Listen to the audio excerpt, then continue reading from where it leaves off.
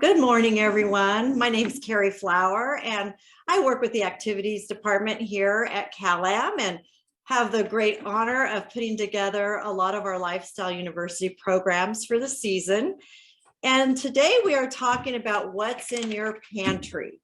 And we thought this might be a kind of a fun class to do since most of us have a pantry of some kind. Even those who are RVing have a pantry. And we are going to show you kind of what's up around at the stores to help organize your pantry. And then we're going to have Chef Leticia come on, and she's going to be doing 6 recipes for us from things that you would find in your pantry and a few items in your fridge. So what I did today is I brought some of my pantry to you. And I thought I'd kind of show you what I've done to try to organize my life a little bit at home by using tools that I've found, things that I found at Target, Walmart, Amazon, places like that to help get my life a little more organized in the kitchen and also in my laundry room. Some of this is actually from my laundry room too. But one of the first things I did, I recently moved into a new home about a year ago, and I was excited to kind of buy new items for the pantry. And I went over to Target at that time and bought a lot of these white tubs. And I was just there yesterday, and they still have them. They have them in white and black right now, and they've worked out really well for me. I have a lot of stuff, and I'm not really great about getting rid of my stuff. So what I've done is organize things into baskets. And for instance, I just thought I'd share with you some of the ways I've done it. This is my little napkin basket. This I keep handy when I'm having company over.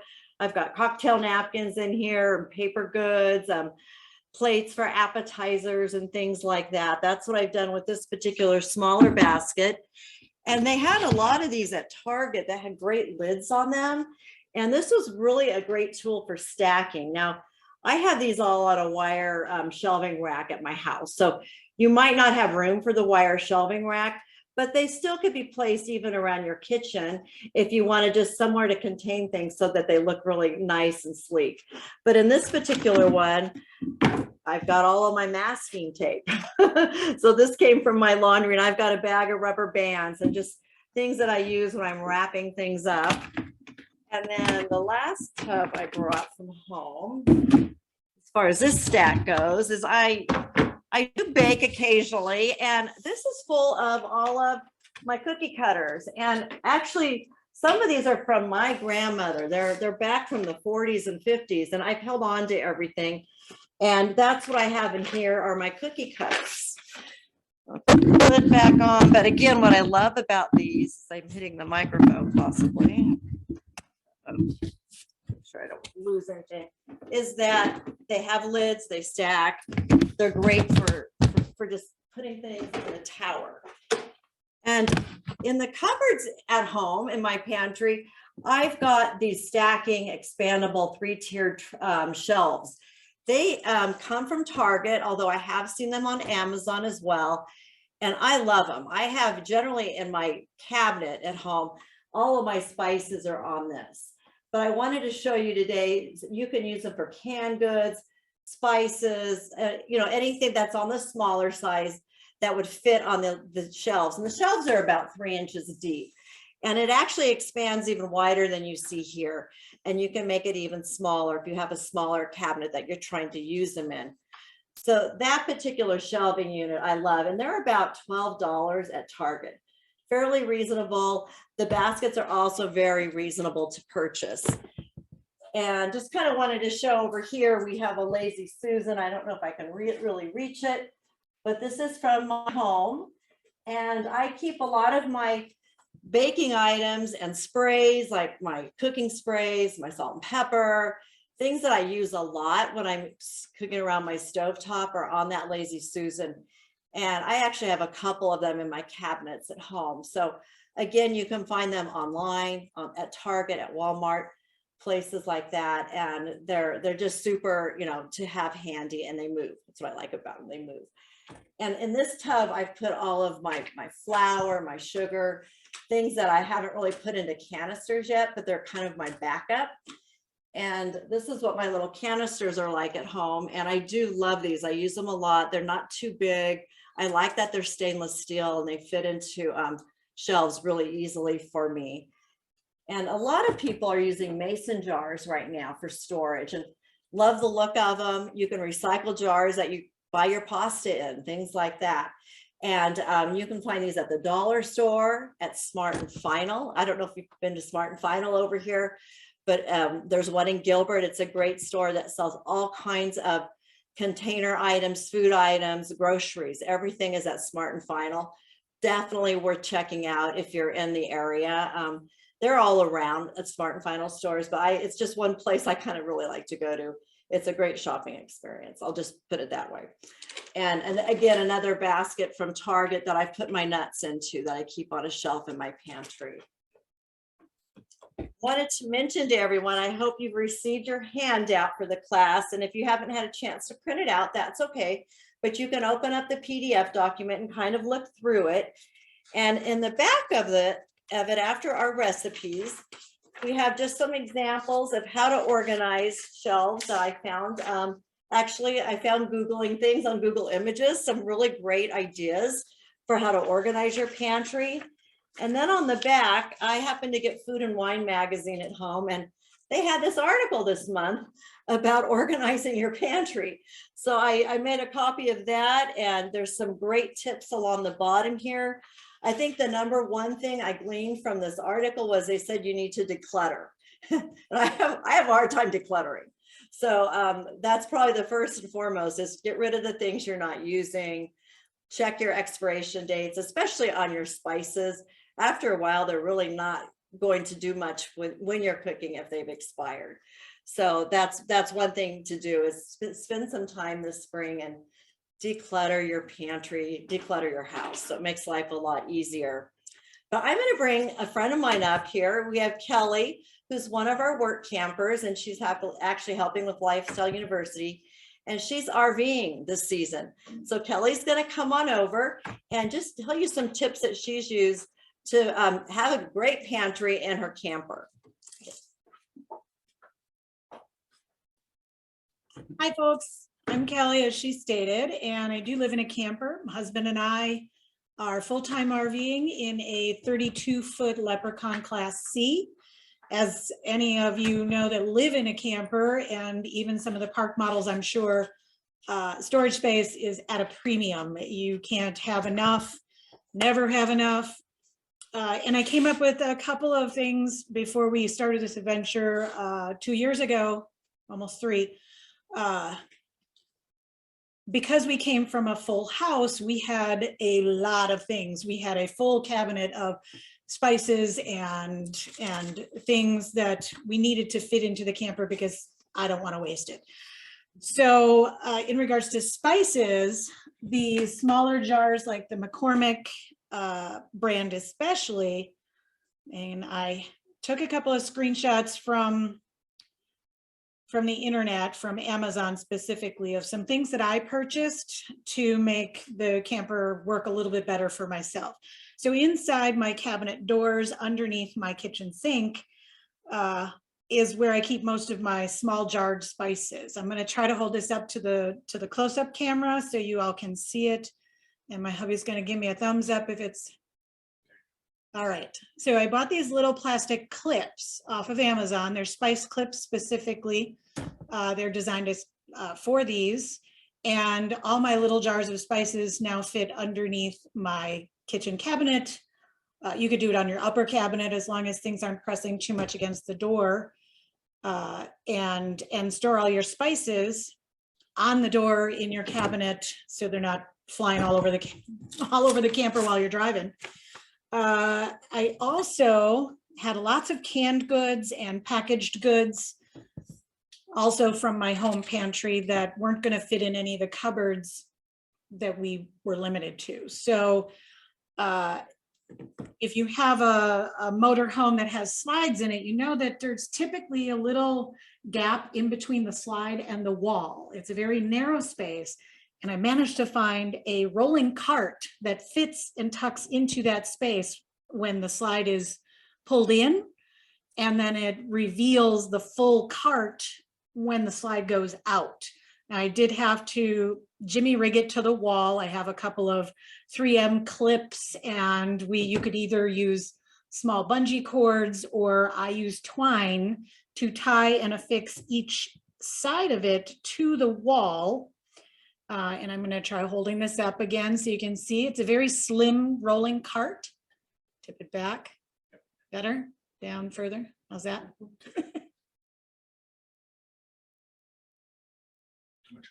Too much glare. What if I hold it a little closer? Perfect. Okay. So I have basically similar, it's not exactly this cart, but very similar cart. And I can fit canned goods in it. I can fit packaged goods. If you know about the size of a package of ramen, it's about that deep. And I can fit lots in it. We have lots. So if you have packaged noodles or canned goods, whatever you want to put in.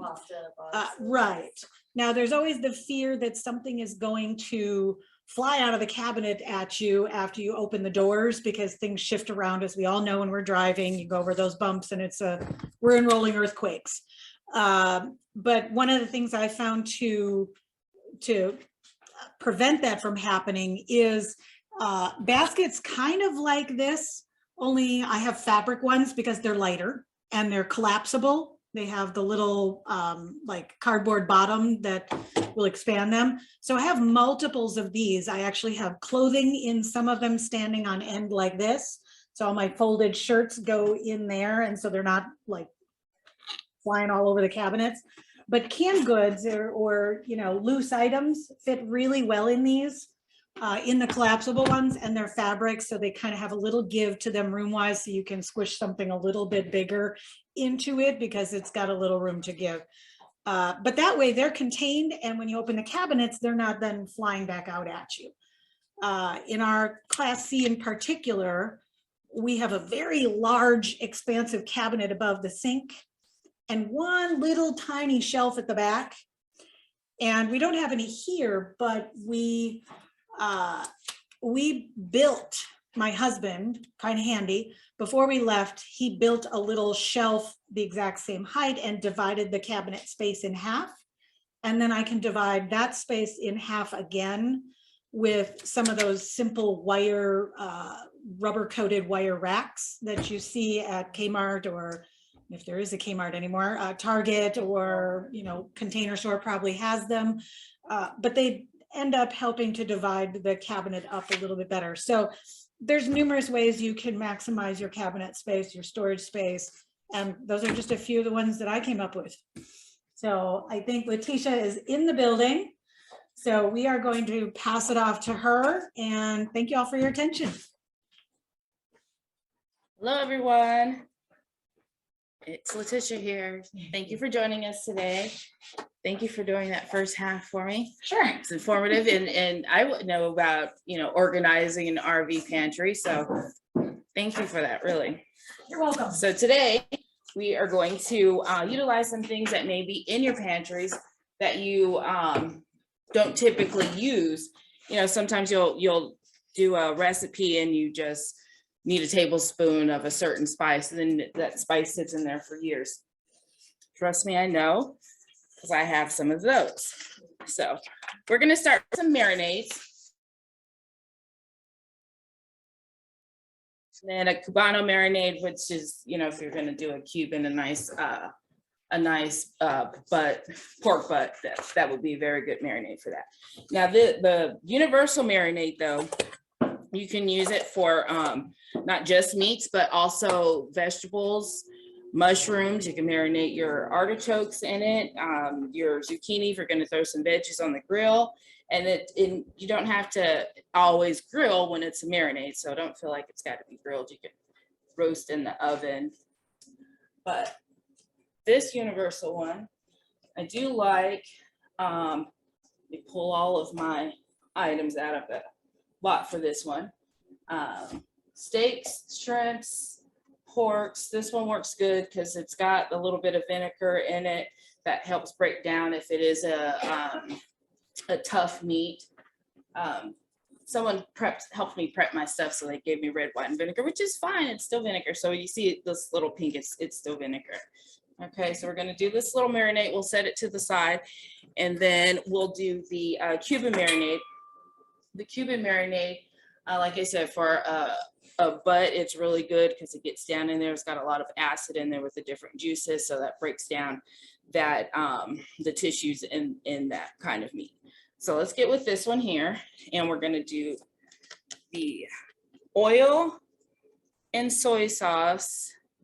And this really too, I'm doing this in a bowl, but you can do this in a Ziploc bag. Just open up your Ziploc bag, fold down the sides, and put all your ingredients in there and do it that way as well. We're gonna do it in a bowl here. I like the Ziploc bags. I use them for everything. When I have the holiday meals at home and people are looking for foil, you're not gonna use all my foil. So I give them a Ziploc bag, you know, I give them a Ziploc bag, yeah. So that's how that works on that. So I got my soy sauce and then my Worcestershire sauce here, vinegar.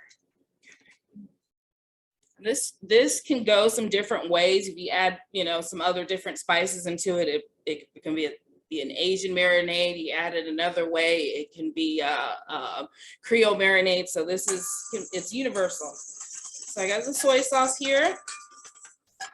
And this is the Worcestershire. The Worcestershire is a small amount. That is really powerful. And then I'm whisking here vinegar. You could just put it all together, like I said, in a Ziploc bag or whatever you want it to have marinated in, or you're going to marinate in. I've got some garlic and brown sugar. Little spoons here.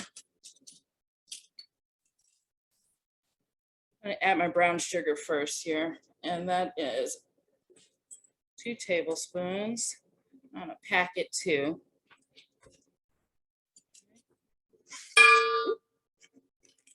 You are grilling this because there is sugar in it. You don't want it to be at like a very hot point because the sugar will burn. Some people do like that little char, and that's fine. I do like a little char too. But because there is sugar in here, the burning can happen a little faster. I've got some garlic here. I'm going to take about a clove. It's already minced, so I'm going to take about a clove out. What I would think is a clove. So it's a little bit more than about a teaspoon. On a tablespoon, teaspoon. So I got that. I've got a mix of Italian seasoning because we sort of had a cheat. We didn't have thyme and oregano separate. So, but Italian seasoning works here. Okay, so let's put some of that in here. Only thing here, it has a little sage in it. That's all right. We'll just add that there. Do you? There you go. So it's not bad. It just adds another layer of flavor. That. And your little salt and pepper. And if you're gonna season your meat, I wouldn't put too much salt in here because the marinade is meant to saturate into the fibers of the meat. So, oh, it smells really good. So that would be our universal. I don't know if you can see that with the camera here. Our universal marinade. Okay. And then let me just get some things out of the way here. How long did you make that? If you made a batch up, so you had it for a little bit, is there? Oh, can you have it in your fridge for a while? you can definitely have this in the fridge because the vinegar is in here. I wouldn't worry about the garlic turning or anything like that. There's dried herbs. You can always use fresh herbs if you prefer fresh herbs. Fresh herbs you would use more than dried. Dried usually is a little bit more stronger because it's been dried. But yeah, you can make this a couple weeks in advance. You can marinate, you know, they say the minimum 4 hours to 24 hours. But you think about how long you can marinate something and it really get down. Flank steaks, if you know it's something that needs to get down into something, you can definitely marinate 48 hours, 72 hours. Some places do that. I worked at this place, Milko Sandwich. They brine their turkeys. They make a Cuban too, where they'll marinate for 4 days. 4 days. So it's because that meat is really thick and you want it to really get down into that. So, yes, that acid tenderizes it. Okay, so I'm gonna set this to the side here. Keep cleaning it. We're gonna move on to the cubit. Now this, we've got a fresh lemon, fresh orange. I do have orange juice and as well because we're gonna use more orange juice than anything, and some lime juice already. Okay, I've got my garlic here, and we're gonna again use the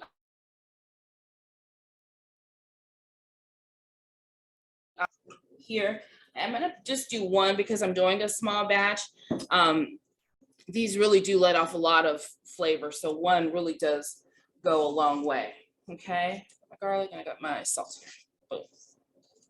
I grab a quick knife because that's something I didn't need. Getting attacked by little guys here.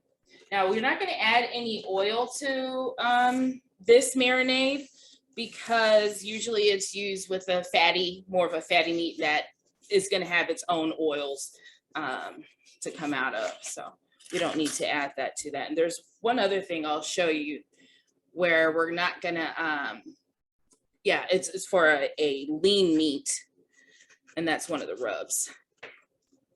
Now, if you want, when you make this marinade too, you can put your whole lemon in there. If you want to really let it get in there, you can just put that whole thing in there. Put your meat in there, cover it up, let it sit.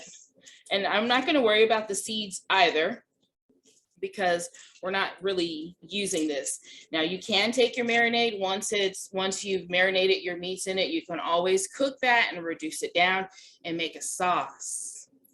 Really impress your friends and really impress your friends then. You would just thicken it with a little cornstarch slurry and boom. There's someone was asking me what sauce I use on when I make Korean beef, and I absolutely don't use a sauce. I marinate the, excuse me, got a little away from me. I marinate the beef and grill it, and there's no sauce on there. It's just the marinade that really comes out where you think it's a sauce, but it's not sauce. Now, when you say you make a slurry, what do you make? A slurry is cornstarch and water. So you want to use about a teaspoon of slurry to about a tablespoon of water, if that makes sense, cold water. Don't use hot water. The reason you don't want to use hot water on a slurry is because it's thick, it will thicken. You're using the slurry to thicken your sauce. So if you're using hot water to make the slurry, then you're thickening it. So use cold water and cornstarch, and that will thicken your sauce. Once it's cooking, it cooks your bacteria out from your meat that was marinated in there, and it makes for really something nice. Okay, get that orange juice in there. All right, my lime juice. There's a lot of acid in there, and it's very flavorful though. Okay, bay leaf. In my mind, I'm thinking I didn't put any soy sauce in there, but I don't know if that's just the Filipino and we want to throw soy sauce in everything. So no, it's none for that. But yeah, it wouldn't hurt. My herbs there. Then I'm gonna I can sort of measure salts in my hand. Okay, and mix that up. So this here is your Cubano marinade here. Looks like you can really drink it. The acid in there, it's so citrusy. But like I said, nice pork butt, nice fatty meat that needs to break down. Even if you use beef butt, something that's gonna have a lot of fat in it, that this can break down because again, this is very acidic. Would you use it for chicken, like it's boned? That would be good. Yes. Boneless. Boneless, yeah. Boneless, you can do boneless too. Then I would add a little oil. Well, Yeah, because there's not really any oil in that. If it's a boneless, usually the boneless is skinless. Right. But if it's got that skin on there, I think it would be even So I like better. the flavors, the citrusy Yes. flavors would be nice with Mhm. chicken. Yeah, you're right. That would be really good for chicken. There you have it. Well, that's that second marinade. And like I said, 4 hours is generally what they say for a marinade, but the longer the better without allowing your meat to spoil. Okay. And we're gonna move right along to the rubs. We have a garlic herb rub and a lemon rosemary rub, which I guess I was supposed to save some of my lemon for that. I think the children. Yeah. Check. My dad there. Oh, under here? Oh, there's a little guy here. Yep, there's a couple of, I mean, they're a little Oh, older, so but little- they might be oh, okay. they're gonna be juicy. They might be fine. My error. Couple of leftovers from one of the Okay. other cooking There we classes. So we're gonna do the rub here. So this rub is garlic and it does call for oil. And the reason for this is because this will be for more of a lean if you do a chicken breast. If you have pork loin, just the small loin, not the whole, just the pork loin. Even for, I'm trying to think of a pork, yeah, there's just a small pork tenderloin, but even the beef tenderloin that's not very fatty. The oil is adding that fat to it. Okay, so that's the purpose of this rub. The lemon rosemary rub, it calls for mustard, and that mustard is used to adhere. I worked for a barbecue pit master.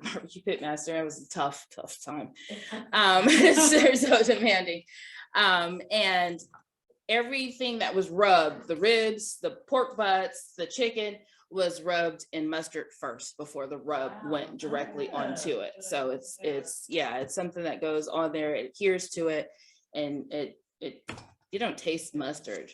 It's something that just really adheres to it. Mayo, could you use it with Mayo, yes, mayo would work too, because the mayonnaise, there's so much fat in it. I don't say so much fat. That's one thing when we get to the Alabama sauce. The mayo is, I wouldn't use it for a burger, Right. that Alabama sauce, because the burger usually has a lot of juicy in it. It's more to me for something that's dry, that would be dry because of the mayo in it, the oils in it. That's my thing on it, is I'll try to balance it, because to me there's a such thing as too juicy. It's like, oof, too much, it's too much. Yeah. So yeah, there is a such thing as that. So we're getting here with the minced garlic again. So calls for 4 cloves. So I'm going to use 4 sort of heaping teaspoons. Okay, because it's a little bit more than a teaspoon is a clove typically. That off there. Again, the oil that's here, we won't necessarily put it on here, but we rub it on our meat. Okay, you could put it in here, but I like to just rub it onto the meat. I have some granulated onion too. You could use some minced onion too, but granulated onion does work, and the flavor of it sometimes is what you need, and that granulated onion works. Okay, that. And then our thyme. Oh, this is again that mixture, but I do have some parsley here. Some time on the shelf if you want it. You did say you had some herbs over there too. Yeah, there is. You did say that. Oh, it's over in that. Okay. Thank you. We do have some time. So yeah, someone really brought their entire pantry. It works. So we got some time here. Boom. Yeah. Thyme is probably one of my favorite of all the herbs. It's just universal. I like things that are universal. I like to carry the same purse over and over again because it's universal. So thyme is that herb for me. So you can mix this with a little spoon, a spatula. It's a rub. So again, that garlic is on here. This even works like I said, on vegetables. You can. Ooh, I hope someone uses this because it's really good. Do you smell it? Yeah. Yeah. I'm gonna add a Really little more smells salt to it. So if you're using it on veggies, you would just like toss it on the vegetable? I would toss, yes, the oil. In that case, you could, I mean, the oil, you can add the oil to this. It's just my preference on rubbing it with the oil, but you can add it to here. But tossing it with your vegetables, the grill, but like I said, not everything that's rubbed and marinade has to be grilled, because roasting in the oven, good old 425, 450, it really does the job too. Last night for dinner, me and my daughter, we have this thing for roasted carrots, and yeah, we just roast it's like, should I do 1 pound or 2 pounds, Mom? Let's just do 1 pound. But it does something, that 425, 450 in the oven for 30, 45 minutes, you get a nice good flavor on those. So I think it brings out the sweetness, especially with carrots. with the carrots, brings out yes, the it does sweetness bring in out it. that little sugar in there. So that's, we get the little caramelization, but she likes to have Parmesan cheese over it. So I'll finish it with Parmesan and turn the broiler on, and yeah. But this is your garlic herb rub. Okay. Smells good, looks good, and it's fresh. If you want to squeeze a little lemon in there too, you can do that, but then it wouldn't necessarily be a rub because you're going to turn it to a You can put it marinade. out in front. Yes. Oh yeah, so I can sit all these Plenty over of here room. then. Let me sit this one over here too. So we've got that one there.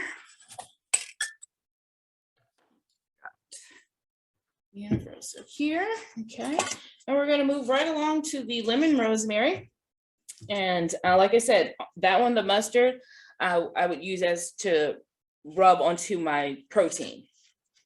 Okay. That way this would adhere to it. Now the lemon on there, yeah, somewhat could be considered as a marinade, but if you can find some dried lemon, and I've seen dried lemon, you can definitely use that too. Citric acid. You see that ingredient used a lot. It actually can be purchased in the stores for that effect though. But that's the purpose of a lemon pepper seasoning is the citric acid. But you can find some dried lemon too. Okay. This calls for 1 clove of garlic, so I'll do a little bit more than a teaspoon on here. And now that we have our thyme, and like I said, you can use fresh herbs, so you would just use a little bit more. And I think the fresh would be better too. The reason we don't have dried thyme, I guess I should say that, why we don't have dried thyme over there is Chef Keith. Everybody knows Chef Keith. Chef Keith is totally against it. That is the reason why we don't have dried thyme over there. Yeah. He just, yeah, he prefers fresh. He's totally against it. We had some when I first started in 2015, but there's no dried thyme over there because he's just totally against it. He's not having it. And so don't look for it on the shelf because it's not there. So that's that little secret. Some sage and parsley. Okay. And then we'll add the kosher salt to this. And this to me works really good with chicken, because chicken and pork and fish probably be the top one too, is fish. So, yeah. Sage and parsley. Okay. And then we'll add the kosher salt to this. And this to me works really good with chicken, because chicken and pork and fish probably be the top one too, is fish. Yeah. Some salmon, halibut. We'll mix that in. And the herbs, since there's quite a bit of herbs in here, and that's what you want, because you want to be able to just rub it on. Okay. So that you can rub on there, oven, grill, saute pan, and have your lemon, rosemary. There, okie dokie. We're gonna go with the good old Alabama sauce. So Alabama sauce is like the white barbecue sauce. You got some yellow sauce or gold sauce, they call it gold barbecue sauce, but you also have the white barbecue sauce. And the Alabama sauce, I used to have a barbecue, sorry, not a barbecue company. I used to have a lunchbox service, and I used to run this on my porker, what was called the porker. And I would take a whole pork tenderloin and roast it because there's not a whole lot of fat on it. This sauce works good for it because it's got that little fat, and put some bread and butter pickles with it. This is a good sauce. So you bake it with the sauce on it? Is that what No, you- no, or you this just is- top it? we just top it. Okay. yeah, I would top it. Now I would imagine you could. I've never had the sauce hot. Hmm. I'm not afraid to admit it. I've never had it hot. So somebody try it. Yeah. Maybe base their whatever they're using Okay, with I it. know you could base with it, I guess. I Yeah. can put that on the picture. Yes, that's for sure. And, so we're gonna start with a cup of mayonnaise. Okay. We have black pepper here. Yep, I see it. Grab this off here. I've used a mustardy sauce to baste my pork tenderloins.